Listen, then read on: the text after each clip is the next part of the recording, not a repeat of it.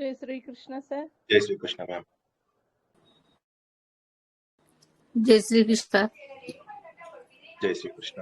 జై శ్రీకృష్ణ సార్.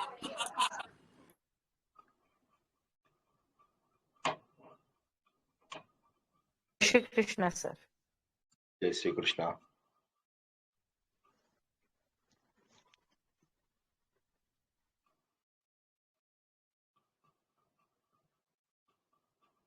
జై శ్రీకృష్ణ సార్. జై శ్రీకృష్ణ. జై శ్రీకృష్ణ సార్. జై శ్రీకృష్ణ. సార్ ఈ రోజు డిఫరెంట్ గా కనిపిస్తుంది. అవునా? టీషర్ట్ మీద ఉన్నందుకు అట్లా అనిపిస్తుందేమో. నేను సార్ వాళ్ళ అబ్బాయి ఏమో అనుకున్నాను సార్. సార్ వాళ్ళ అబ్బాయి ఈ మార్గం తీసుకుంటే సార్ కంటే సంతోషించేది ఎవరు? టీ షర్ట్ వేసుకున్నారు టీ షర్ట్ వేసుకున్నారు సార్.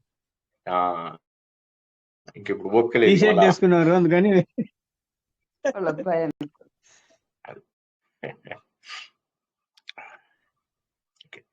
ప్రారంభించుకుందాం. అంతరాయ తివిరోపశాంతయే శాంత పావనమచింత్య వైభవం తం నరం వపుషి కుంజరం ముఖే మన్మహే కిమపి తుందిలం మహః వసుదేవసుతం దేవం కంసచానూరమర్ధనం దేవకీ పరమానందం కృష్ణో వందే జగద్గురుం. జననీ జన్మభూమిశ్చ స్వర్గాదపి గరీయసి మాతృదేవో భవ. భగవద్బంధువులకు, ఆత్మస్వరూపులకు, సత్యాన్వేషులకు స్వాగతం, సుస్వాగతం. భగవద్గీత భగవంతుడు మన కోసం అందించినటువంటి గీత అంటే పాట. భగవంతుడు వేణుగానంతో గోపికలకు, గీతా గానంతో మనకు మోక్షాన్ని అందించాలి అని చెప్పేసి అనుకున్నాడు. గోపికా గీతలు మనం అక్కడ లేము, రాసలీల సమయంలో లేము, మోక్షము అందుకోవడానికి సిద్ధంగా లేము. వచ్చింది కలియుగం, ద్వాపర యుగం గడిచిపోయింది. ద్వాపర యుగం వరకు కష్టపడ్డ వాళ్ళందరికీ కూడా వారి కష్టానికి తగినటువంటి ఫలితం దొరికింది. వాళ్ళు కష్టపడలేదు, ఇష్టపడుతూ ఈ మార్గంలో ఉన్నారు. ఇష్టపడుతూనే ఆ మార్గమే మోక్ష మార్గం. భగవంతుడు అందించినటువంటి మార్గంలో అలా వెళ్తూ వెళ్తూ వెళ్తూ వారు అందులోనే ఆనందాన్ని వెతుక్కున్నారు తప్ప ఈ ప్రాపంచిక సుఖాలపైన వారు ఎక్కువ ధ్యాస చూపలేదు. ప్రపంచకంలోని బంధనాలు వారిని ఏమీ బంధించలేకపోయాయి. ఎన్నో విషయాల్లో మనం జీవితంలో చూస్తూ ఉంటాము, మనము సరైనటువంటి నిశ్చయాత్మకమైనటువంటి పనులు చేయలేకపోతూ ఉంటాము. దానికి కారణం ఏమిటి అంటే మనం నిశ్చయించుకోకపోవడమే.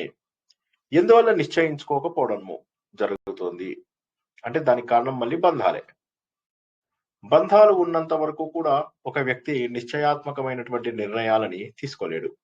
అంటే డెసిసివ్ డెసిషన్స్ అన్నమాట. పర్ఫెక్ట్ డెసిషన్స్ తీసుకోవడం అనేటటువంటిది ఏదైతే ఇది నేను చెయ్యాలి అనుకుంటాడో అదే కనుక మనము గోపికా గీతలలో చూసినట్లయితే ఒక్కసారి శ్రీకృష్ణ పరమాత్మ మురళీగానం వినిపించగానే సర్వస్వాన్ని త్యజించి ఆయన వైపు వెళ్ళిపోయారు.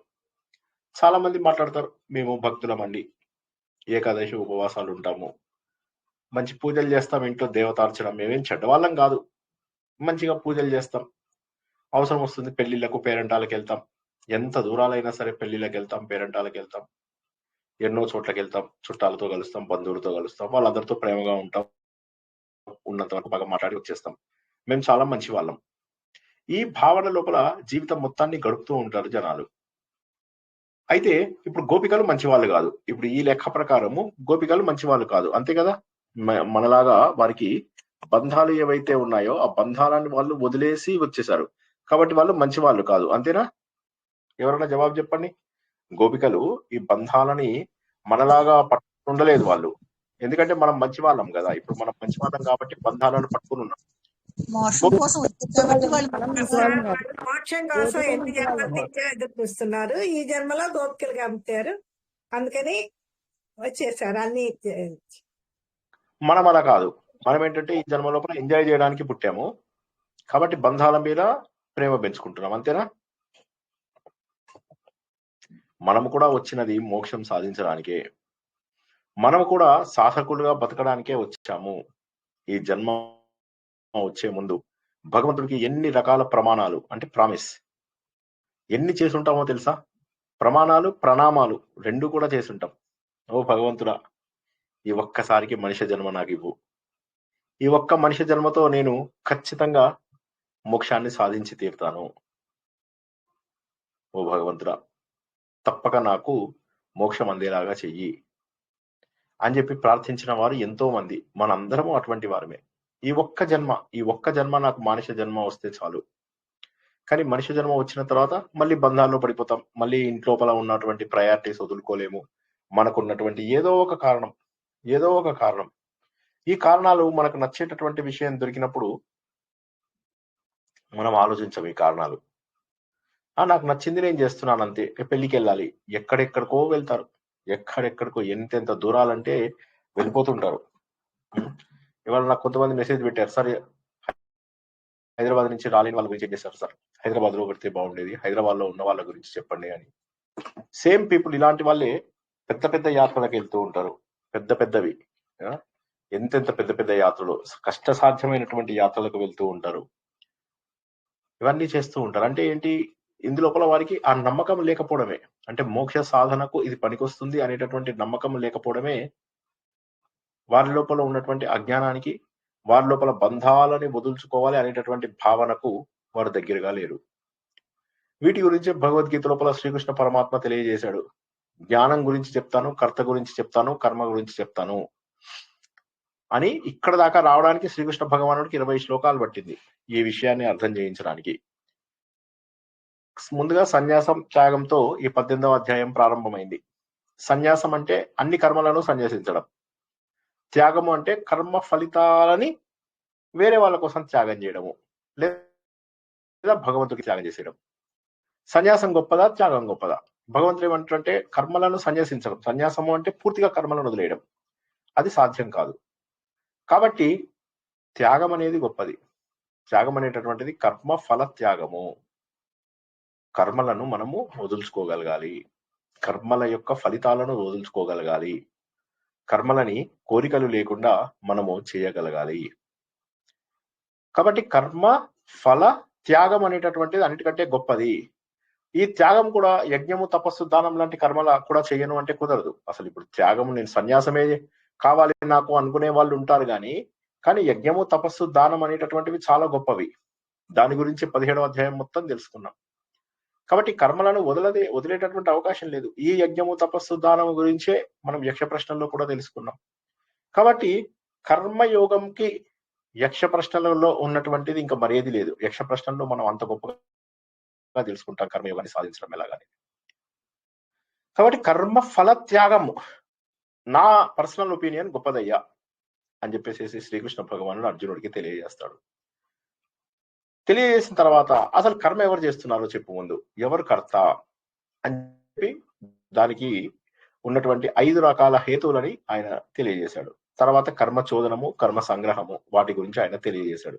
చివరికి సాంఖ్యం ప్రకారము 3 ఏవైతే ఈ 6ంటిని 3టిగా కన్వర్ట్ చేసి చివరికి ఆ 3టిని ఏం చేశాడంటే జ్ఞానము, కర్త, కర్మ అని చెప్పేసి అన్నాడు. ఇప్పుడు ఈ 3ంటిని ఎక్స్ప్లెయిన్ చేస్తాం. ఇంత డీటెయిల్డ్ గా ఉన్నటువంటి మహోన్నతమైనటువంటి అధ్యాయము భగవద్గీత. అందులోపల మొదటగా జ్ఞానం గురించి చెప్తున్నాడు భగవంతుడు. జ్ఞానం అనేటటువంటిది కూడా సాత్విక జ్ఞానము, రాజసిక జ్ఞానము, తామసిక జ్ఞానం అని 3 రకాలుగా ఉంటుంది ఓ అర్జున. జ్ఞానం కూడా డైరెక్ట్ గా ఉండదు. నీకు జ్ఞానం అంటే తెలియజేయడం, ఆత్మజ్ఞానమే కాదు. కానీ అసలు జ్ఞానం అంటే ఏమిటో కూడా తెలియాలి కదా నీకు. ఆత్మకు సంబంధించిన జ్ఞానాన్ని సాత్వికమా, రాజసమా, తామసమా, అది కూడా 3 రకాలుగా ఉంది. జ్ఞానము అంటే తెలుసుకోవడం. భగవద్గీతలో ఉన్నంత వరకు మనం జ్ఞానము అంటే ఆత్మ జ్ఞానమే అని గుర్తుంచుకోండి. భగవద్గీతలో ఉన్నంత వరకు కూడా మనం మాట్లాడుకుంటున్నది కేవలము ఆత్మ జ్ఞానము మాత్రమే. సో అప్పుడు భగవంతుడు చెప్తున్నాడు అనమాట, ఏమని? ఎటువంటి జ్ఞానము? ముందుగా సాత్విక జ్ఞానం గురించి చెప్తున్నాడు. సర్వభూతేషు ఏనైకం భావం అవ్యయమీక్షతే అవిభక్తం విభక్తేషు తజ్ఞానం విద్ధి సాత్వికం. సర్వభూతేషు, సర్వభూతముల యందు, ఏన ఏకం, ఏన ఏ జ్ఞానము చేత ఏకం భావం అవ్యయం ఈక్షతే అవ్యయమైనటువంటి ఒకే భావాన్ని ఈక్షతే చూడగలుగుతున్నాడు. అన్ని భూతాలలో ఏ జ్ఞానం చేత ఏనా అంటే ఏనా కేనా ఇవన్నీ ఉన్నాయి కదా. కేనా దేంతో, ఏనా అంటే ఏ జ్ఞానం చేత. సో ఏనా యత్ తత్ అని అంటాం కదా. సో అట్లా తేనా వారి చేత, కేనా ఎవరి చేత, ఏనా అంటే అది క్వశ్చన్ అనమాట. దేంతోనైతే అని చెప్పి అంటామో అది ఏనా, యత్ తత్ అట్లా అన్నమాట.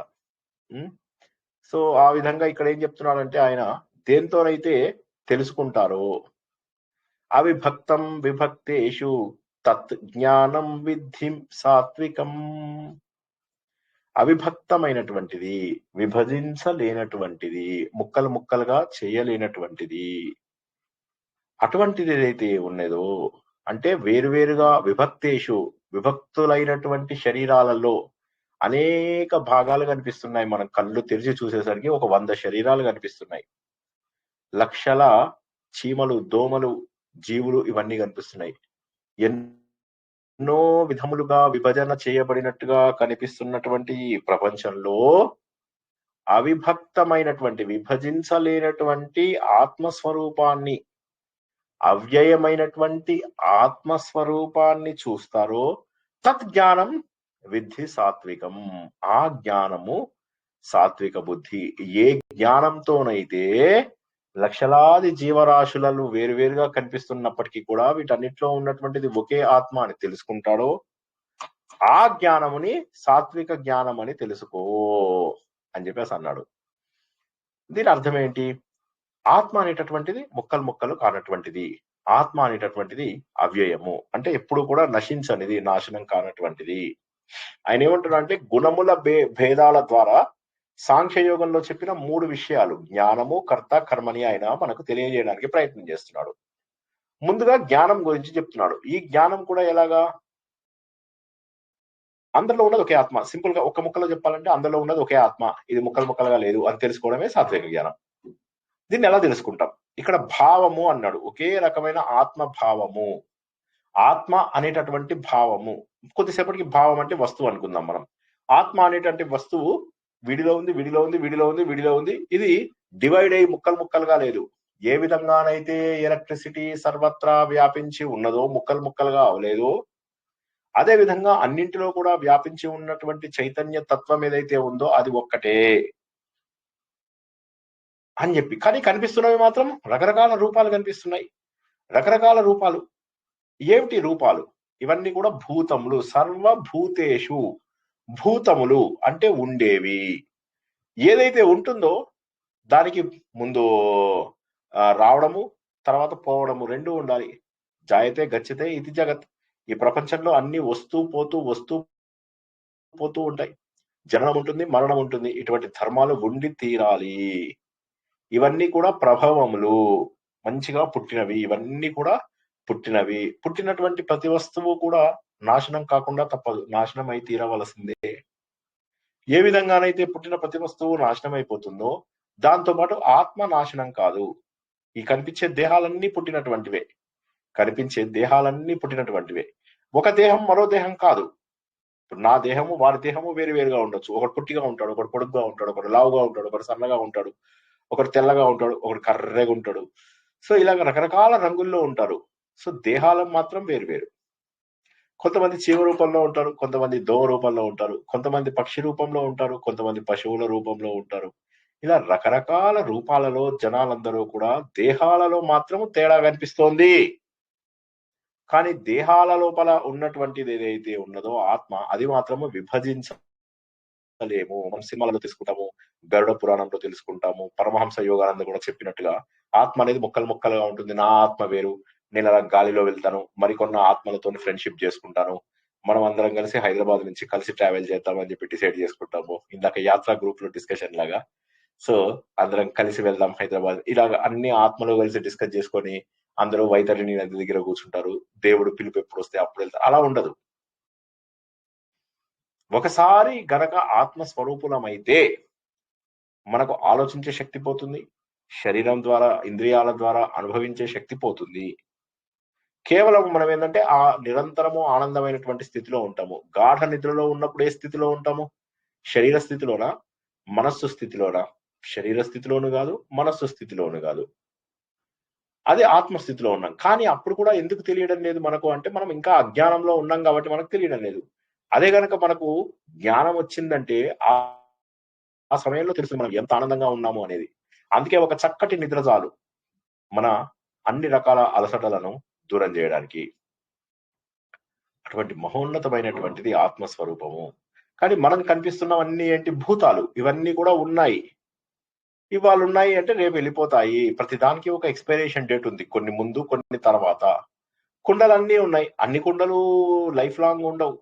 కొన్ని కుండలు తొందరగా పగిలిపోతాయి. కొన్ని కుండలు ఎక్కువ రోజులొస్తాయి. 6 నెలలు. బట్ ఎక్స్‌పైరేషన్ ఉంది. ఏది ఉత్పన్నమైనా అది నాశనం అయి తీరవలసిందే. నాశనం కాకుండా ఉండేటటువంటి అవకాశం లేదు. కాబట్టి కుండలలో ఉన్నటువంటి ఆకాశం అంతవరకు ఏదైతే ఉన్నదో, గాలి ఏదైతే ఉన్నదో, అది మాత్రం ఎక్కడి నుంచి వచ్చిందో అక్కడ కలిసిపోయింది. అంతేగాని నా కుండ వేరు, నీ కుండ వేరు గాబట్టి ఇది వేరు, అది వేరు అని అనుకోవడానికి వీల్లేదు. అన్నిట్లలో ఉన్నటువంటి ఆకాశము ఒక్కటే. అన్నింటిలో ఉన్నటువంటి వాయువు ఒకటే. వాళ్ళలో నీరు గనుక నింపితే అన్నిట్లో ఉన్నటువంటి నీరు ఒకే సముద్రంలోనిది లేదా ఒకే నదిలోనిది. కాబట్టి ఇక్కడ తెలుసుకోవాల్సినటువంటి విషయం ఏంటంటే, రూపములు వేరు వేరు అయినప్పటికీ కూడా లోపల ఉన్నటువంటి స్వరూపము ఒక్కటే. అదే ఆత్మస్వరూపము. శరీరం వేరు వేరుగా ఉన్నాయి. ఒక శరీరం ఇంకో శరీరం అయ్యేటటువంటి అవకాశం లేదు. వాటి స్టార్టింగ్ పాయింట్, ఎండింగ్ పాయింట్స్ కూడా డిఫరెంట్ ఉంటాయి. ఒకడు ఇవాళ పుడతాడు, ఇంకోడు రేపు పుడతాడు. కానీ ఆత్మ చైతన్యం మాత్రం అన్ని శరీరాల లోపల ఉంటుంది. నువ్వు చేయగలిగే ప్రతి పని కూడా ఆత్మ చైతన్యం వల్లే చేస్తున్నావు. ఆ ఆత్మ చైతన్యం వల్లే నీ శరీరం కదులుతోంది. అయితే దేహాలలో వేరు వేరు నా చైతన్యం కదులుతుందంటే వాడి చైతన్యం కదులుతుంది. వాడు వాడుకున్నప్పుడు వాడికి కదులుతుంది. టీవీ ప్లగ్ పెట్టినప్పుడు టీవీ కదులుతుంది. గ్రైండర్ ప్లగ్ పెట్టినప్పుడు గ్రైండర్ కదులుతుంది. మైక్రోవేవ్ ప్లగ్ పెట్టినప్పుడు మైక్రోవేవ్ కదులుతుంది. కానీ ఆత్మకేమీ సంబంధం లేదు. ఆత్మ కేవలము నీకు ఆ శక్తినిస్తుంది అంతే. అది వాడుకునే శక్తినిస్తుంది. కాబట్టి శరీరం లేకుండా ఆత్మకు శరీరం లేదు. ఆత్మకు రూపం లేదు. కానీ అన్ని శరీరాల లోపల తను మాత్రం భాసిల్లుతోంది, ప్రకాశిస్తోంది. భాసిల్లడం అంటే ప్రకాశించలుస్తుంది. మనందరిలో చైతన్య రూపంలో కనిపించేది మాత్రము ఆత్మస్వరూపమే. దేహాలెన్నో ఉన్నాయి. ఆత్మ మాత్రం ఒక్కటే. దేహాలకు పుట్టుకుంది. ఆత్మకు పుట్టుక లేదు. దేహాలు నశిస్తాయి. ఆత్మ నశించదు. దేహాలు విభక్తాలు. ఆత్మ అవిభక్తం. ఇదే ఈ శ్లోకంలో మనం తెలుసుకున్నటువంటిది. దేహాలు మార్పు చెందుతూ ఉంటాయి. అది ఒక్కటి మనకు ఇందులోపల చెప్పలేదు. మార్పు చెందడం అంటే ఏంటి? పుట్టడము, ఉండడము, పెరగడము, క్షీణించడము, మార్పు చెందడము, మరణించడము. ఈ ఆరింటిని మార్పులు లేదా వికారములు అంటారు.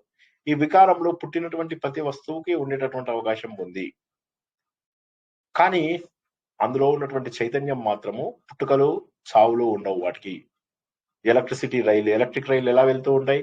ఇలా పట్టుకొని ఆ పైన ఉన్నటువంటి వైర్‌ని వేలాడ తీసుకోవడానికి ఇలా పట్టుకోవడానికి హ్యాంగర్ లాగా ఉంటుంది. ఇలా పట్టుకుంటుంది. ఎప్పుడైతే అది అది కనెక్షన్ డిస్కనెక్ట్ అవుతుందో రైలు ఆగిపోతుంది. మరి అప్పటి వరకు రైలు కదులుతోంది. రైలు లోపల ఏసీ కదులుతోంది, ఇంజిన్ కదులుతోంది, బ్రేకులు కదులుతున్నాయి. తర్వాత డోర్‌లు ఓపెన్ అవుతున్నాయి, డోర్‌లు క్లోజ్ అవుతున్నాయి. అన్నీ జరుగుతున్నాయి. మరి ఇప్పుడేమైంది? ఒకసారి ఎలక్ట్రిసిటీ వదలగానే మొత్తం రైలు, అంత పెద్ద రైలు ఆగిపోయింది. అందరూ ఎలక్ట్రిక్ ట్రైన్ చూసాం గదా! సో అదే విధంగా ఆత్మ అనేటటువంటిది ఏదైతే ఉందో ఈ శరీరమే రైలు మొత్తం కదిలిచేస్తుంది. మొత్తం కదులుతోంది. మొత్తం కదిలిస్తోంది. కాబట్టి ఆత్మ స్వరూపాన్ని తెలుసుకోవాలి. ఇది అద్వైత భావన. నేను రెండు వస్తువులను పట్టుకోను. అన్నిట్లలో ఉన్నటువంటి ఆత్మ స్వరూపాన్ని నేను. శరీరంగా చూసుకుంటే అనేక రకాలు అవ్వచ్చు నేను. ఒకసారి మనిషిగా పుట్టాను, ఒకసారి కుక్కగా పుట్టాను, ఒకసారి నక్కగా పుట్టాను. రకరకాల రూపాలలో నేను పుట్టుండవచ్చు. కానీ ఆత్మగా చూసుకున్నప్పుడు మాత్రం నేను ఏకమే. నేను అద్వైత రూపాన్ని సాధించినట్లే. నేను ఆత్మ స్వరూపమే. నాకు రెండవ వస్తువు లేదు. నేనున్నటువంటిది ఒక్క వస్తువే. అప్పుడు భయము ఉండదు మనకు. రెండవ వస్తువు లేదు. ఇటువంటి జ్ఞానంను అర్జున సాత్విక జ్ఞానము అని చెప్పేసి తెలుసుకోవయ్యా అని చెప్పేసి శ్రీకృష్ణ భగవానుడు చెప్పాడు. ఒక్కసారి శ్లోకంలో ఏ పదం అర్థం కాకపోయినా అడగండి.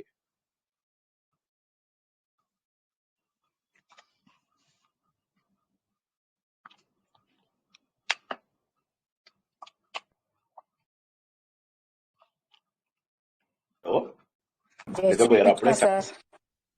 జై శ్రీకృష్ణ. చెప్పండి. ఈ శ్లోకం అర్థం కాని వాళ్ళు ఎవరైనా అడగండి.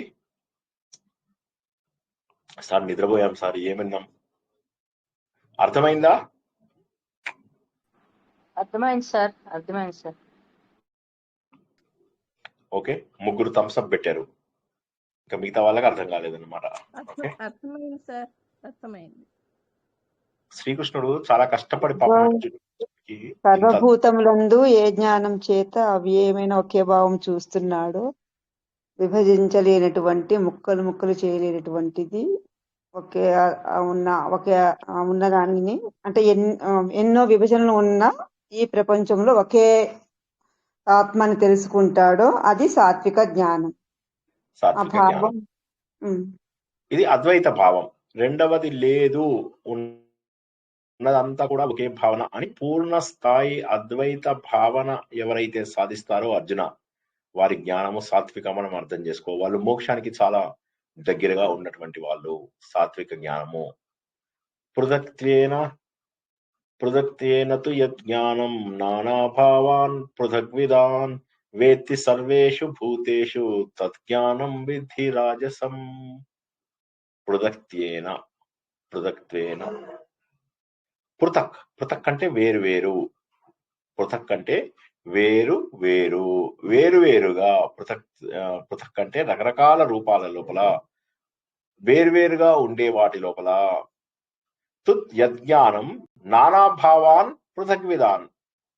నానాభావాన్ అనేక విధాలుగా, నానాభావాన్ వివిధ భావాలు, పృథగ్విదాన్ సర్వేషు భూతేషు అంటే రకరకాల భూతాలు, అన్ని భూతాలలో వేరువేరుగా ఉన్నటువంటి శరీరము, వేరువేరుగా ఉన్నటువంటి ఆత్మ అని చెప్పేసి వేత్తి సర్వేషు భూతేషు. వేత్తి అంటే తెలుసుకోవడం, వేత్తి అంటే తెలుసుకోబడుతున్నదో. సర్వేషు భూతేషు అన్ని భూతముల లోపల, సర్వభూతేషు సర్వేషు భూతేషు రెండు ఒకటే. తత్ జ్ఞానము అటువంటి జ్ఞానము విద్ధి రాజసం. విద్ధి తెలుసుకో అర్జున, రాజసము. అటువంటి జ్ఞానము రాజసము. పృథక్ వేరువేరుగా, వేరువేరు మనుషులలో వేరువేరు ఆత్మలు ఉన్నాయనే భావన. ఇక్కడ ఆత్మ అంటే కొద్దిసేపు వస్తువు అనుకోండి, మీకు అప్పుడు ఈజీ అవుతుంది. వేరువేరు రూపాలలో వేరువేరు వస్తువులు ఉన్నాయి అనుకోవడం. ఇందులో ఒక ఆత్మ ఉన్నది, ఇందులో ఒక ఆత్మ ఉన్నది. ఇతని శరీరం వేరు, ఇతని శరీరంలో ఒక ఆత్మ ఉన్నది. అతడి శరీరం వేరు, అతడి శరీరంలో ఒక ఆత్మ ఉన్నది. ఒక సినిమా లోపల బ్రహ్మానందం అంటాడు కదా, మేము ఆత్మకథ రాస్తాము, ఎందుకు మాకు ఆత్మ.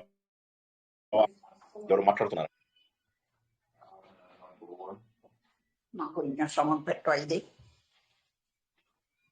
ఎవరు మాట్లాడుతున్నారు? మాట్లాడుతున్నాము అని కూడా తెలియడం లేదు ఎవరికి.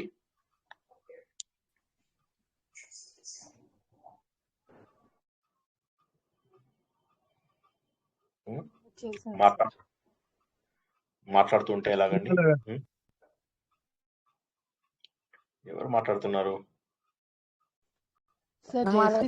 మ్యూట్ పెట్టానండి. సరే. సో ఇప్పుడు ఈ విధంగా అన్ని భూతాలలో వేరువేరుగా ఉంది. ఇప్పుడు ఇది సహజ భావం, ఇది సామాన్య భావం, ఇది మనందరిలో కూడా ఉండే భావం. ఇది రాజస భావం ఉన్నప్పుడు ఏమవుతుందంటే నేను వేరు, అతను వేరు, నేను వేరు, ఇతడు వేరు. శరీర రూపాలలో వేరువేరుగా ఉన్నాం కాబట్టి, శరీర రూపాలలో వేరువేరుగా ఉన్నాం కాబట్టి ఆత్మలు కూడా వేరు. నేను, నా శరీరము, నా ఆత్మ. నేను ఈక్వల్ టు నా శరీరము ప్లస్ నా ఆత్మ. అతడు ఈక్వల్ టు అతని యొక్క శరీరము ప్లస్ అతని యొక్క ఆత్మ. ఆమె యొక్క శరీరము ప్లస్ ఆమె యొక్క ఆత్మ. ఇలాగా వేరువేరుగా చూడబడుతోంది.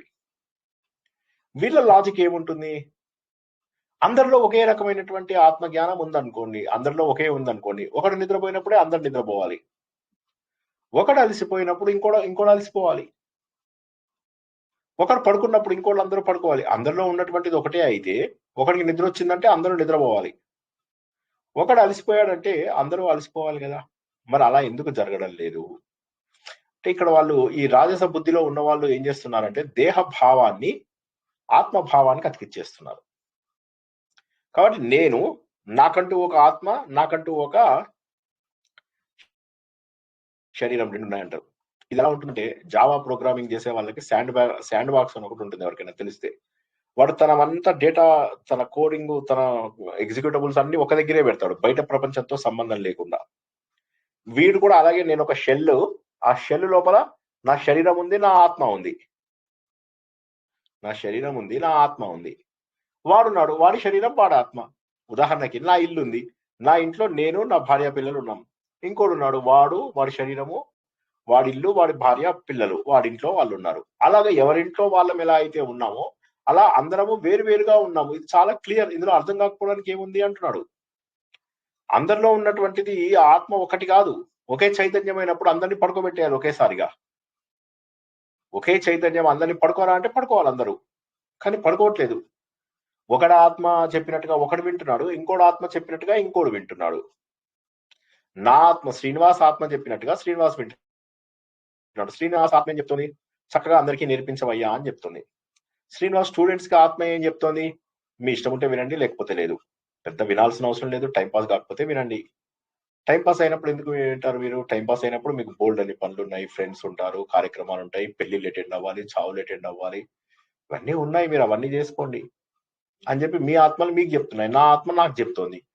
కాబట్టి నేను వేరు, మీరు వేరు, మనందరము వేరు వేరు వేరు వేరు వేరు వేరు వేరు వేరు.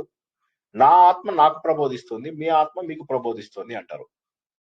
ఇక్కడ దురదృష్టం ఏమైతుందంటే వాళ్ళ శరీర భావాలు, మన మనస్సు, బుద్ధి అనేటటువంటి సూక్ష్మ శరీరం యొక్క భావాలు, అంటే స్థూల శరీరం యొక్క భావాలని, సూక్ష్మ శరీరం యొక్క భావాలని వారు ఏం చేస్తున్నారంటే ఆత్మకు అన్వయిస్తున్నారు. ఇదే మనకు అధ్యాస అని చెప్పేసి ఆత్మ బోధ లోపల తెలుసుకున్నాం. ఈ అధ్యాస వల్ల ఏమవుతుందంటే స్థూల సూక్ష్మ శరీరాల యొక్క భావనలని మనము ఆత్మకు ఆపాదిస్తున్నాం. ఆత్మకు అలసట ఉండదు, ఆత్మకు నిద్ర ఉండదు. వాడేమంటాడు? నేను నిద్రపోతే పక్కవాడు కూడా నిద్రపోవాలంటున్నాడు. అది ఎలా సంభవం అవుతుంది? అసంభవం. ఇద్దరు నిద్రపోవడం అనేటటువంటిది జరగదు. అది నీ శరీర ధర్మం, నువ్వు తీసుకున్న శరీర ధర్మం. ఆ శరీరానికి కేవలము చైతన్యం ఇవ్వడం మాత్రమే ఆత్మ యొక్క లక్షణం. కానీ వీడేమంటాడు? నా ఆత్మ వేరు, నీ ఆత్మ వేరు, నా శరీరం వేరు, నీ శరీరం వేరు. నేను శ్రీనివాస్ శ్రీనివాస్ యొక్క శరీరము ప్లస్ శ్రీనివాస్ యొక్క ఆత్మ అంటున్నాడు. ఆత్మని ముక్కలు చేసేసాడు. ఈ జ్ఞానం ఏదైతే ఉందో ఇది రాజస జ్ఞానము. ఇది పురాణాలన్నిటిలో కూడా బాగా పాపులర్ చెందినటువంటిది. తర్వాత ఫారినర్స్, వేరే మతాలలో కూడా ఆయన యొక్క ఆత్మకు శాంతి కలుగుగాక, ఆయన యొక్క సోల్ రెస్ట్ ఇన్ పీస్, ఇవన్నీ కూడా మాట్లాడుతూ ఉంటారు కదా. ఇక్కడ మనం గుర్తించాల్సినటువంటి విషయం ఏంటంటే వీరికి ఆత్మ అనేటటువంటిది ఏదో, నేను ఒక ఆత్మని కలిగి ఉన్నాను. ఆత్మ అనేది ఒక ఇంజిన్. ఆ ఇంజిన్ ఏం చేస్తుంది? మన శరీరానికి శక్తి కల్పిస్తుంది అనుకుంటారు అంతే వాళ్ళు. ఆ ఇంజిన్ ఏం చేస్తుంది అంటే శరీరం మొత్తానికి శక్తి కల్పిస్తుంది అంతే. కానీ ఏ కార్ ఇంజన్ ఆ కార్ ఇదేనా, లేకపోతే నా కార్ ఇంజన్ మీ కార్ ఇంజన్ ని నడిపిస్తుందా? నాకు ఒక్క మాట చెప్పండి. మా ఇంట్లో ఒక కారు ఉందండి, మీ ఇంట్లో ఒక కారు ఉంది. ఇద్దరి కార్లని ఒకే ఇంజన్ నడిపిస్తుందా, లేకపోతే వేరు వేరు ఇంజన్స్ నడిపిస్తున్నాయా? వేరే ఇంజిన్స్, వేరే ఇంజిన్స్ ఎవరిది వాళ్ళదే కదా సార్. నడిపిస్తుందా లేదా చెప్పండి. రాజస జ్ఞానం ప్రకారం వాళ్ళు ఏమంటున్నారంటే నా లోపల మోటారు నన్ను కదిలిస్తుంది, నీ లోపల మోటారు నిన్ను కదిలిస్తుంది. తప్పేముంది అందులోపల? లాజిక్ లో తప్పేముంది ఒకసారి ఆలోచించండి. రాజస జ్ఞానంలో తప్పేముంది? దేహ భావాన్ని ఆత్మభావం. టెక్నికలీ కరెక్ట్ అవ్వచ్చు సార్, కానీ మనం మామూలుగా డీపర్ గా ఆధ్యాత్మికంగా చూస్తే సాత్వికమే కరెక్ట్ కదా. రాజసికం అంటే డీప్ గా వెళ్ళాలి. ఇది మోర్ ఇంపార్టెంట్ అన్నమాట. డీప్ గా వెళ్తున్నా కొద్ది మాత్రమే మనకు తెలిసేటటువంటి అవకాశం ఉన్నది. మనం డీప్ గా వెళ్ళకపోతే మనకు తెలిసేటటువంటి అవకాశం లేదు. డీప్ గా వెళ్ళాలి. డీప్ గా వెళ్లే వరకు కూడా రాజస భావము తప్పు లేదు. ఎందుకంటే ప్రారంభ దశ లోపల అది కరెక్టే. నేను ఇందాక చెప్పినట్టు వీడి కారు వీడి ఇంజను, వాడి కారు వాడి ఇంజను. కాబట్టి ఏమవుతుంది? నేను ఇంకా శరీరాలు ధరించాను అనుకో, ఇంకా కొన్ని ఆత్మలు వచ్చి తగులుతాయి. నా ఆత్మలు ఉంటాయి కదా, రకరకాల ఆత్మలు. నా ఇండివిడ్యువల్ ఆత్మ ఏదైతే ఉందో ఈ ఇండివిడ్యువల్ ఆత్మనే వచ్చేసారి మరొక జన్మెత్తి మరొక శరీరం తీసుకుంటుంది అంటున్నాడు వాడు. ఇందాకటికి ఇప్పటికి తేడా ఏంటంటే, ప్లీజ్ అర్థం చేసుకోండి, ఇందాకటికి ఇప్పటికి తేడా ఏంటంటే, ఇందాకేమైంది, ఉన్నదంతా ఒకే చైతన్యం అలా కదిలి వెళ్ళిపోతుంది. ఇప్పుడు సర్వత్రా వ్యాప్తి చెందినటువంటి చైతన్యం. నేను ఈ శరీరం వదిలేసినప్పుడు ఇలా పైన వైర్ పట్టుకున్నాను కదా, వైర్ని వదిలేశాను, వదిలేగానే శరీరం పడిపోయింది. మళ్ళీ నా కారణ శరీరము కొత్త జన్మ ఎత్తాలి అంటే మళ్ళీ వెళ్ళి వైరుని పట్టుకుంటాను. పట్టుకోగానే మళ్ళీ నాకు శక్తి వస్తుంది. ఇప్పుడు నాకు ఒక విషయం చెప్పండి, ప్రతి రైలుకు ఒక ఎలక్ట్రిక్ లైన్ ఉంటుందా, లేక అన్ని రైళ్లకు కామన్ ఎలక్ట్రిసిటీ లైన్ ఉంటుందా?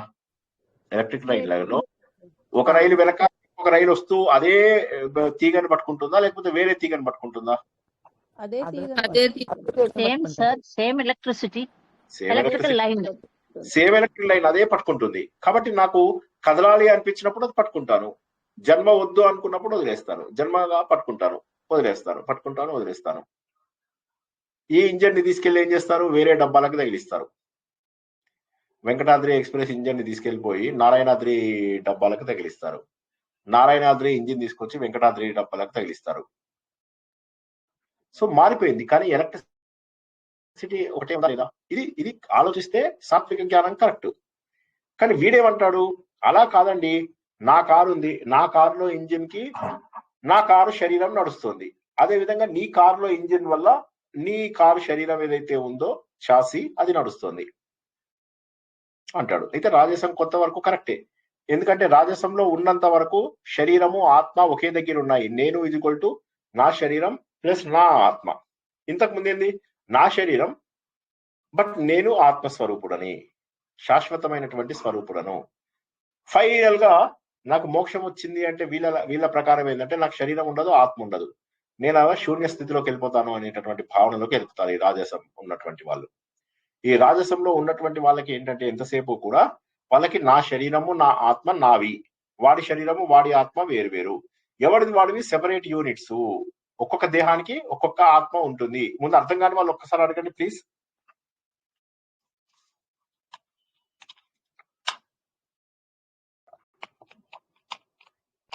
హలో, సండే నాడు చెప్పడం ఎంత కష్టం తెలుసా? వినడం మీకు ఎంత కష్టమో చెప్పడం కూడా నాకు అంతే కష్టం. గురుగారు 20వ శ్లోకంలో మనలో ఉండే ఆత్మస్వరూపం అందరిలో ఉండే ఆత్మస్వరూపం ఒక్కటే అని 20వ శ్లోకంలో తెలుసుకున్నాము. 21లో ఏంటంటే నాలో ఉండే ఆత్మస్వరూపం వేరు, ఎదుటివాడు వేరే వాళ్ళలో ఉండే ఆత్మస్వరూపం వేరు అని రాజస గుణంలో ఉండే వాళ్ళు తెలుసుకుంటారు అంటున్నారు. అంతేనా గురుగారు? అంతే. అయితే ఒకటే చిన్నది ఏంటంటే స్వరూపం అనకండి, ఆత్మ అనండి. స్వరూపం అంటే దాని అసలు రూపాన్ని స్వరూపం అంటారు, దాని అసలు లక్షణాన్ని స్వరూపం అనకూడదు. రూపము వేరు, స్వరూపం వేరు. రూపము అంటే మనకు కనిపించేదాన్ని రూపము అంటారు, స్వరూపము అంటే దాని వెనక ఉన్నటువంటి అసలు రూపము, సొంత రూపము అని చెప్పి మీనింగ్ అన్నమాట. ఇప్పుడు మొదటి దాంట్లో ఏంటంటే మీలో నాలో అందరిలో ఉన్నటువంటిది ఒకటే ఆత్మ, అందరి దేహాలు వేరు. ఈ ప్రపంచంలో రెండవది లేదు, ఉన్నదంతా కూడా చైతన్యమే అని చెప్పి తెలుసుకునేది మొదటిది. రెండో దాంట్లో ఏంది, శ్రీనివాస్ అనేవాడు శ్రీనివాస్ ఆత్మ ప్లస్ శ్రీనివాస్ శరీరము. ఇంకొక వ్యక్తి ఉన్నారు, వెంకటేశ్వరరావు గారు ఉన్నారు, వెంకటేశ్వర గారి శరీరము వెంకటేశ్వర గారి ఆత్మ ఒకటి. ఇలాగ ఎవరి శరీరము ఎవరి ఆత్మ వేరు వేరు. నేను నా ఆత్మ వేరు, వాడు వాడి ఆత్మ వేరు, వీడు వీడి ఆత్మ వేరు, వాడి ఆత్మ వేరు. అలా వాడు వాడి ఆత్మతో సహా జన్మనెత్తుతాడు. వాడు ఏం చేస్తాడు, చనిపోయిన తర్వాత వాడి ఆత్మ ఇలా గాలిలోకి ఎగురుతుంది. ఎగిరి మళ్ళీ ఏం చేస్తుంది, ఒక శరీరాన్ని ఇస్తాం మనం, పిండ శరీరము అని చెప్పేసి అంటాం. ఆ పిండ శరీరాన్ని తీసుకుని యమధర్మరాజు దగ్గరికి వెళ్తుంది. యమధర్మరాజు చూస్తాడు, చూసి ఒక గోన సంచి లాంటి శరీరం ఇస్తాడు. దాన్ని యాతనా శరీరము అంటారు. ఆ యాతనా శరీరం లోపల అన్ని రకాల యాతనలు అనుభవిస్తాము. తీసిన తర్వాత అప్పుడు మళ్ళీ మనకు ఇంకొక జన్మనిస్తాడు, మళ్ళీ ఇలాంటి శరీరాన్ని. మళ్ళీ ఇదే ఆత్మ అందులోకి వెళ్తుంది. ఇది రాజసం. రాజసం అంటే ఏంటంటే నాదే ఆత్మ నాదే శరీరాలు తీసుకుంటూ నాదే అనుభవిస్తుంది అని, ఇది రాజసం. సాత్వికంలో ఏంటంటే ఆత్మ అనేది ఒకటి పట్టుకొని తీసుకునేలాగా ఉండదు, అది వెళ్ళిపోతూ ఉంటుంది. నువ్వు చేయి పెట్టి పట్టుకుంటావు, ఆ వైర్ని పట్టుకుంటావు, ఇట్లాగా పట్టుకోగానే లేచి కూర్చుంటావు, వైర్ వదిలేగానే పడిపోతావు. ఎప్పుడైతే మన లోపల భగవంతుడు అనేటటువంటి ఆత్మ చైతన్యం వెళ్ళిపోతుందో మనకు శక్తి ఉండదు. ఇప్పుడు నేనే ఆత్మనై నేనే శరీరాన్ని అయితే నా ఆత్మ నా చైతన్యం అంటే నేను నా ఆత్మ నా శరీరాన్ని వదిలే అవకాశం లేదు. నేను ఆత్మని వదిలేసే అవకాశం ఉంది. నేను నా చైతన్యాన్ని వదిలేసే అవకాశం ఉంది. కానీ నాదే ఇంజిన్, నాదే కారు అయినా, ఇప్పుడు మీరు కారు నడిపిస్తున్నారు, ఉదాహరణకు ఒక కారు నడిపిస్తున్నారు అనుకోండి. కారు నడిపిస్తున్నప్పుడు దాని ఇంజిన్ పాడైపోయింది. ఓకే, శరీరం పనిచేస్తుందా? పనిచేయదు. అప్పుడు కొత్త ఇంజన్ తీసుకొచ్చి కనెక్ట్, కొత్త ఇంజన్ ని తీసుకొచ్చి చేయాలి. అంటే కొత్త ఆత్మ తీసుకొచ్చి చేస్తాం, ఎక్కడ అవుతుందా? ఒక్కసారి ఆలోచించండి. మీరు కారులో అయింది, కొత్త ఇంజిన్ వేస్తే గానీ అవ్వదు. కారు యొక్క ఆత్మ కొత్త ఆత్మ తీసుకొచ్చి మీరు అందులో వేసినట్టు, అది ఎంత మూర్ఖంగా ఉంది ఆలోచిస్తే. కాబట్టి ఈ రాజస బుద్ధి ప్రకారం ఏంటంటే మీ వాయిస్ వచ్చట్లేదు గారు.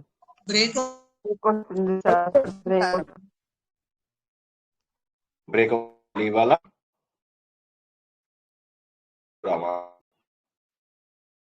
బ్రేక్ ఉందా? బ్రేక్ వస్తుంది, బ్రేక్ అవుతుంది.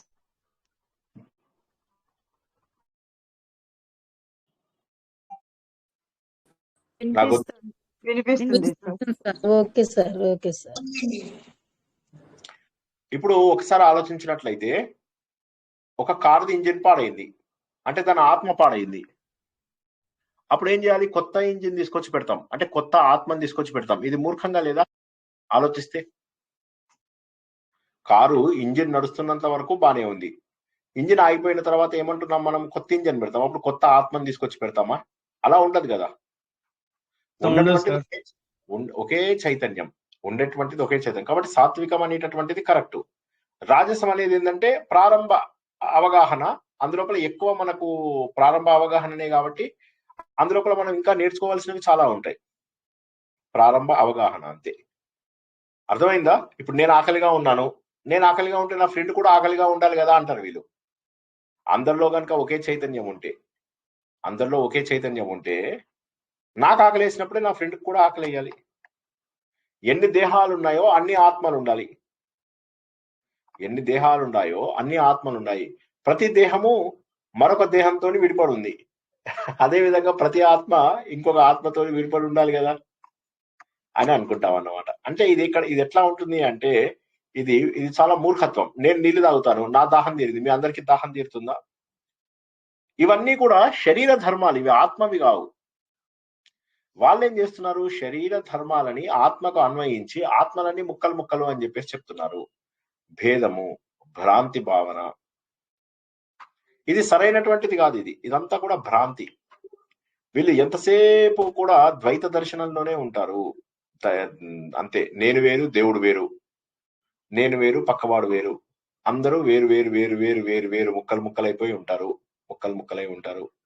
నేను కూర్చున్నాను, ఒక కుర్చీలో కూర్చున్నాను, కుర్చీ వేరు, ఒక పేపర్ చదువుతున్నాను, కుర్చీ వేరు పేపర్ వేరు, నా శరీరం వేరు, ఇట్లా అన్ని రకరకాల అన్ని వేరు వేరు వేరు వేరు వేరు వేరు, ఇవన్నీ కూడా వస్తువులతో కంపేర్ చేస్తూ అదే విధంగా నా ఆత్మ కూడా వేరు అని చెప్పేసి ఆలోచిస్తున్నాడు. దీని అంతటికీ కారణం, ఈ భేదం అంతటికీ కూడా కారణం ఏంటంటే మనలో ఉన్నటువంటి బంధాలు. ఈ బంధాలు మనను గట్టిగా పట్టుకున్నంత వరకు, అంటే మనకేమైతుందంటే ఈ భేద భావాలన్నిటికీ కూడా కారణం ఏంటంటే మనలో ఉన్నటువంటి బంధాలు. ఈ బంధాలు ఏవైతే ఉంటాయో ఈ బంధాలు మనల్ని ఎదగనియవు. ఆ బంధాలకి మనం డిటాచ్డ్ గా ఉన్నప్పుడు మాత్రమే నేను చెప్పేటటువంటి కాన్సెప్ట్ అర్థమవుతుంది. కొద్దిగా కష్టమైన కాన్సెప్ట్ ఇది. ఎందుకంటే ఆలోచిస్తుంటే రాజసం కూడా కరెక్టే అనిపిస్తుంది. ఒకసారి ఆలోచిస్తే రాజసం కూడా కరెక్టే, ఎవడి ఆత్మ వాడిది, ఎవడి గోల వాడిది అన్నట్టుగా ఉంటుంది. దానికి తోడు మన పురాణాలన్నీ కూడా చెప్తాయి ఆయన ఆత్మ అప్పుడు భగవంతుడిలో కలిసిపోయింది, ఇలాంటి మాటలన్నీ మాట్లాడుతుంటారు. కాబట్టి ఏమవుతుందంటే రాజస జ్ఞానమే మనకు పురాణాలలో వాటిల్లో ఎక్కువగా చెప్పడం అంటూ జరిగింది. కానీ మన వేదాల ప్రకారము ఉన్నటువంటిది అంతా ఒకే చైతన్యము. ఎవరికి కావాల్సిన శక్తిని వాడు తీసుకుంటున్నాడు. ఉదాహరణకి నేను టీవీగా శక్తిని పొందితే టీవీలో ఉన్నటువంటి లక్షణాలను చూపిస్తాను, గ్రైండర్ గా వెళ్ళినప్పుడు గ్రైండర్ యొక్క శక్తిని చూపిస్తాను. కానీ గ్రైండర్ లో ఉన్నటువంటి ఎలక్ట్రిసిటీ, టీవీలో ఉన్నటువంటి ఎలక్ట్రిసిటీ ఒకటే. అదే విధంగా రైలు వెళ్తుంది, రైలు వెళ్తుంటే ప్రతి రైలు కూడా పట్టుకున్నది ఒకే వైర్ని. కాబట్టి ఆత్మ అనేటటువంటిది ఒక్కటే అని గుర్తించడం కరెక్ట్. కానీ మనుషులు ఏమంటారు, అలా అందరిలో ఉన్నటువంటిది ఒకటే అయితే నాకు ఆకలేస్తే వాడికి ఆకలి తీరాలి కదా, నేను అన్నం తింటే. నాకు ఆకలి వేసినప్పుడే వాడికి ఆకలి వేయాలి కదా, నాకు దాహం వేసినప్పుడే వాడికి దాహం వేయాలి కదా. అంటే అది శరీర ధర్మం. ఆకలి దప్పులు అనేటటువంటివి శరీర ధర్మాలు. ఆత్మకు అన్వయించడం ఏదైతే ఉన్నదో అది మూర్ఖత్వము. ఇది ఎందుకు వస్తుంది అంటే రాజస భేదం. ఈ రాజస లక్షణాలు మనిషిలో ఉన్నంత వరకు కూడా వారికి బంధాలను పట్టుకుని ఉంటారు. వాళ్ళు బంధాలను వదలరు. వాళ్ళు బంధాలని దాటే ప్రయత్నాలు కూడా చెయ్యరు. కూర్చున్న చోటే అన్ని అయిపోవాలి, అన్ని నేర్చుకోవాలి, ఏదో కారణం చెప్తారు. మీరు ఏదన్నా అడగండి, ఇప్పుడు మన యాత్ర గురించి అనడం లేదు నేను, ఇన్ జనరల్ గా రండి అంటే ఏదో ఒక కారణం దొరుకుతుంది వాళ్ళకి. కారణం వీళ్ళకి జీవితంలో ఎప్పుడూ కూడా బాగుపడే అవకాశం ఉండదు. అంటే జ్ఞాన సముపార్జన కొంతవరకు రావచ్చు, కానీ దాన్ని అనుభవంలోకి తెచ్చుకునేటటువంటి అవకాశమే లేదు.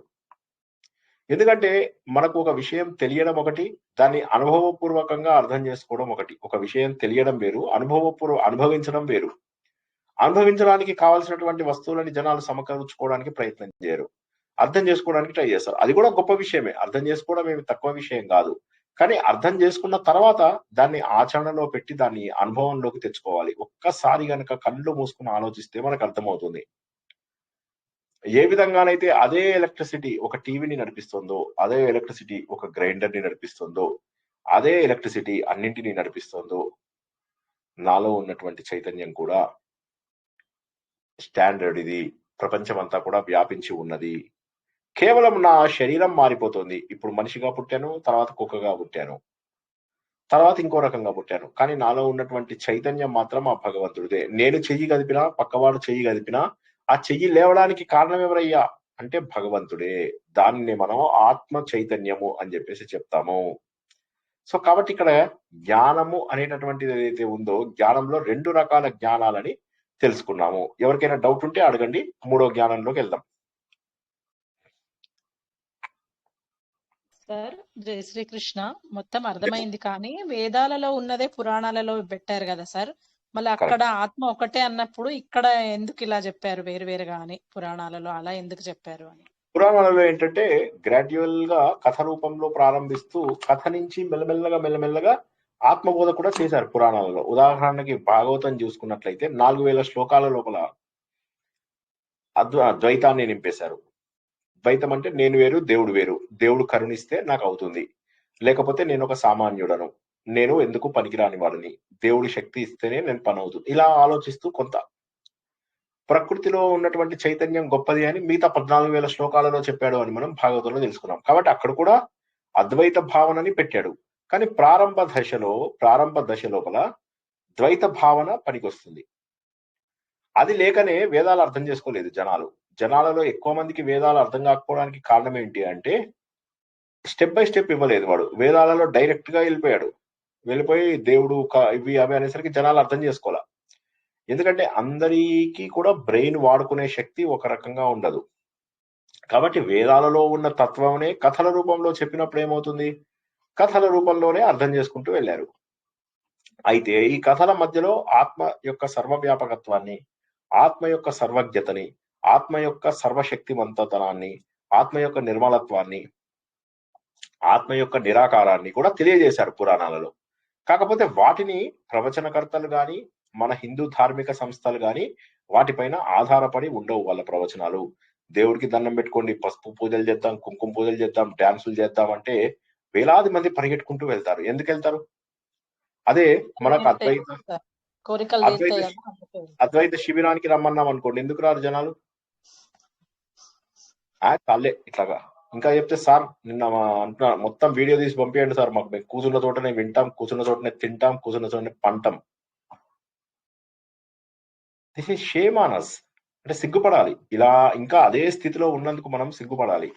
ఎమర్జెన్సీ లేని ప్రతి ఒక్కరూ కూడా అద్వైత భావనని అర్థం చేసుకోవడానికి ప్రయత్నం చేయాలి. కానీ మనకేంటి, ఆ స్థాయికి మనము లేము. మనం ఉన్నంతసేపు ఏమిటంటే ఏదో ఫ్రీగా నేర్పిస్తున్నాడు, నేర్చుకుంటున్నాం. ఎవడు ఇప్పుడు పైసలు పెట్టుకొని అక్కడికి ఇక్కడికి వెళ్తాడు? ఎందుకు? మాకు ఇది బానే ఉంది, ఇట్లా కూర్చొని తింటున్నాం, ఏదో 9 o'clockకి చెప్తున్నాడు. కొన్ని రోజులకి తగ్గిపోయి కేవలం ఎవరైతే శ్రద్ధగా ఉన్నారో వారి కోసమే ప్రారంభించడం జరుగుతుంది. అది తప్పదు, అది ఖచ్చితంగా కొన్ని రోజుల్లో జరిగి తీరుతుంది. గంగిగోవు పాలు గరిటెడైనా చాలు, కడువడైతేనేమి కరము పాలు. ఒక్క గరిటెడు ఆవు పాలు చాలు, గాడిద పాలు కుండెడు ఉండి లాభం ఏముంది? సో కాబట్టి అద్వైత భావన నాకు అర్థం కావాలనేవాడు ఏ స్థాయికైనా వెళ్ళి ముందుకు రాగలుగుతాడు. కానీ ద్వైత భావనలో కొట్టుకుంటున్న వాళ్ళు అదే కనుక ఇప్పుడు పారాయణం చేస్తున్నాం అన్నాం అనుకోండి, జనాలు కుప్పలు తెప్పలుగా వస్తారు. సిగ్గుపడాలి. ఇంకా ఈ రోజుకు కూడా ఎన్ని 1300 ప్రవచనాలు మనం ఇప్పటికీ చెప్పుకున్నాం. 1300 ప్రవచనాలలో ఒక్కసారైనా అనిపించలేదా మీకు, అయ్యో తప్పు చేస్తున్నామేమో, ఇంక ఇప్పటికైనా ఇది మాని సరైన దారిలో రావాలి, మెల్లమెల్లగా బంధాలను తగ్గించుకుంటూ రావాలి? ఫస్ట్ నోతో ప్రారంభమవుతుంది జీవితం. నీ జీవితం పాడైతే వేరే వాడికి ఏమీ సంబంధం లేదు, అది గుర్తుంచుకోవాలి. ఎవడెవడు ఇప్పుడు నేను కళలోంచి బయటకు వస్తే నేను ఒక్కనే బయటకు వస్తాను. మీరు కళలో ఉంటే మీ కళలోంచి మీరే బయటికి రావాలి. చెప్తుంటాడు అవతల వాడు నీళ్లు చల్లుతూ ఉంటాడు, నీళ్లు చల్లేవాడికి ఉంటుంది నీళ్లు చల్లాలి చల్లాలి వీళ్ళని నిద్ర లేపాలని. కానీ నీకు కళలే బాగున్నప్పుడు కళలోంచి నేను ఎలా లేపుతాను? నా పాయింట్ అర్థమైందా అండి? కళలో ఉన్నవాడిని నేను ఎలా లేపుతాను? కళ ప్రపంచమే బాగుంది, నాకు కళలోనే నిద్రలోనే బాగుంది అనేవాడిని నేను ఎలా లేపుతాను? సో పురాణాలు మనకి ఏం చేస్తాయి అంటే అటువంటి కళ స్థితి లోపల ఉంచి తర్వాత అసలు స్థితిని కూడా చూపిస్తాయి. ఇప్పుడు ఎలా అయితే దేవుడు మనకు జాగృతావస్థ చూపించాడు, స్వప్నావస్థ చూపించాడు, సుషుప్తావస్థ చూపించాడు, ఇవన్నీ కూడా కలిగి ఉన్నదే పురాణము. కాబట్టి పురాణాలు మొత్తం తప్పు చెప్పలేదు. కాకపోతే ఏమైందంటే పురాణాలలో తర్వాత జరిగినటువంటి కలుషితాలు ఏవైతే ఉన్నాయో, ఎందుకంటే వేదవ్యాసుడు రాసిన పురాణాలన్నీ కూడా దండయాత్రలలో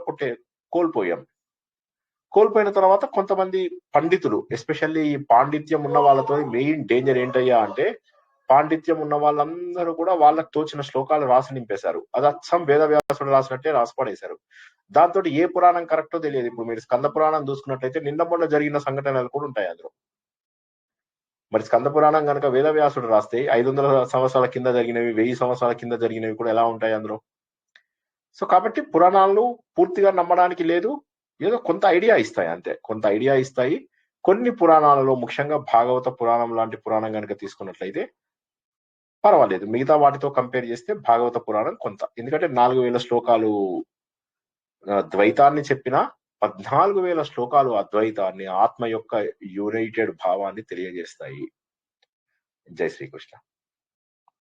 జై సార్ కృష్ణ.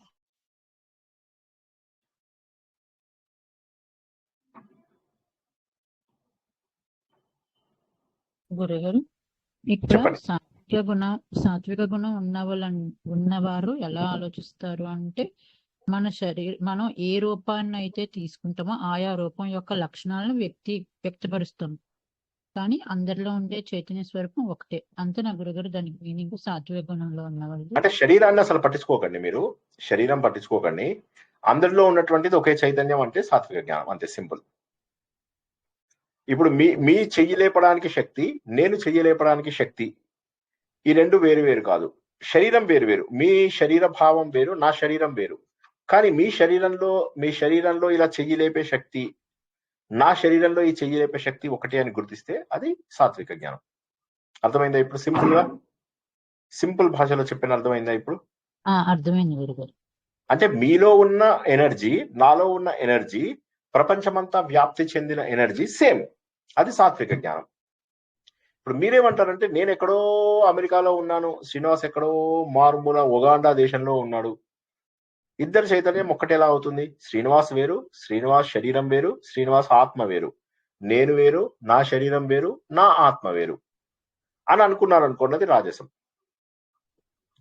ఎందుకంటే ఆత్మ అనేది ఒక దగ్గర ఉండదు, సర్వత్రా వ్యాప్తి చెందినటువంటిది ఆత్మ. ఆ శక్తి వల్లనే ఈ ప్రపంచం అంతా నడుస్తుంది. మనుషులే కాదు, గ్రహాలు, నక్షత్రాలు అన్ని కూడా నడుస్తున్నవి దాని వల్లనే. ప్రతి ఒక్కటి కూడా దాని వల్లనే నడుస్తున్నాయి. అన్ని కూడా నడుస్తున్నది ఒక శక్తి వల్లనే అని చెప్పి తెలుసుకున్నటువంటి మరుక్షణము మనం ఇంకా రెండో విషయం ఆలోచించే అవకాశం లేదు మనకు. అందరిలో వ్యాపించినప్పుడు అమెరికాలో ఉంటే ఎంత, ఉగాండాలో ఉంటే ఎంత, వేల కోట్ల లైట్ ఇయర్స్ దూరంలో ఉన్నటువంటి గ్రహాలు, గెలాక్సీలు ఎంత, అంతటా కూడా ఉన్నటువంటిది ఒకే చైతన్యము. ఒకే భగవంతుడు గనక లేకపోతే కొన్ని కోట్లాది కోట్ల గ్రహాలు, గెలాక్సీలే బిలియన్స్ లో ఉంటాయి. ఫర్గెట్ అబౌట్ గ్రహాలు. మన ఒక్క గెలాక్సీలోనే 200 కోట్ల గ్రహాలు ఉన్నాయి. సో కాబట్టి వీటన్నిటి వెనక ఉన్నటువంటి ఒకే చైతన్యం వీటన్నిటిని నడిపిస్తుంది. ఇదంతా వేరువేరు చైతన్యాలు కలిసి చేస్తున్నటువంటివి కాదు, ఒకే చైతన్యం అంతటా నడిపిస్తుంది అని చెప్పి తెలుసుకోవడమే సాత్విక జ్ఞానం.